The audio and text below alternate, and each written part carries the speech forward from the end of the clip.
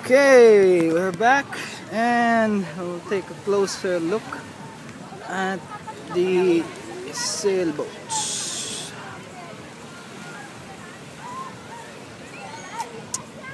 There, a lot of sailboats and a lot of people taking a bath. Ayan, may ligo sila lahat. Okay. Ayan, no? Ang daming sailboats doon. Mamaya lapit tayo and makikita natin yung mga sailboats na yan. Okay,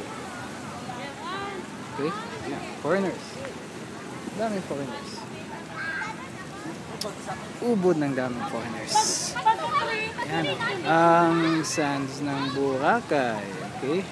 By the way, this is now sunset. Basically, mga alas 5:30 ng hapon. Okay. Ayan, ang daming tao.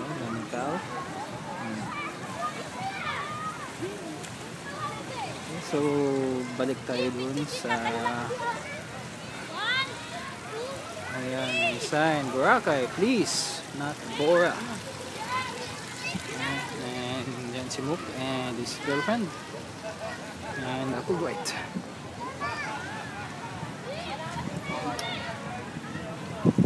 Okay. So ito, this is one of the hotels.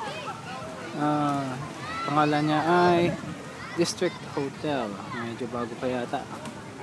Okay, ang ganda, di ba? Dito sa labas na. Hakap lang ng beach. Daming tao.